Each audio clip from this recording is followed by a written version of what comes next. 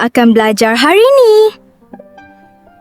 Hai murid-murid, hari ini kita akan belajar tentang elemen muzik. Jom kenali apa itu tone, pitch, dinamik, tempo dan tekstur.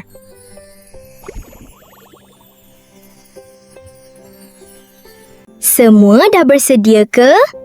Jom kita mulakan kelas kita.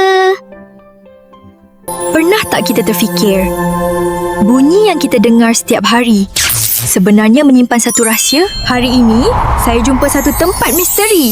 Tempat di mana semua bunyi hidup. Selamat datang ke Hutan Muzik. Kenapa bunyi dia lain? Ini warna ton. Setiap bunyi ada keunikan tersendiri. Ada bunyi tinggi dan ada bunyi rendah. Jom ikut. Dalam muzik ada macam-macam bunyi.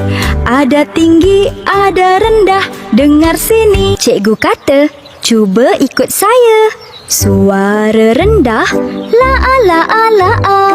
Sekarang tinggikan suara pula ya semua. La-la-la-a-la. Inilah beza ton rendah dan ton tinggi dalam muzik. Semua faham kan apa yang saya ajar tadi? Sekarang, kita teruskan pula tentang elemen irama. Irama ialah susunan bunyi yang berulang mengikut rentak tertentu, seperti tepuk atau ketukan.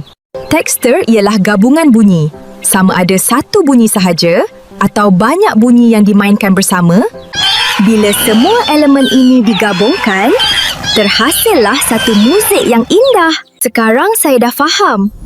Muzik bukan sekadar bunyi. Kita faham muzik, kita bukan sekadar dengar. Kita rasa setiap bunyi. Muzik bukan hanya untuk didengar, tapi untuk difahami dan dirasai. Sekarang, saya boleh cipta muzik sendiri dengan bunyi yang ada di sekeliling saya. Kalau semua bunyi boleh jadi muzik, bunyi apa yang kamu boleh cipta hari ini? Terima kasih semua kerana memberikan perhatian hingga habis kelas hari ini. Jumpa lagi dalam pembelajaran seterusnya. Harap apa yang dikongsikan hari ini dapat bantu semua faham muzik dengan lebih baik.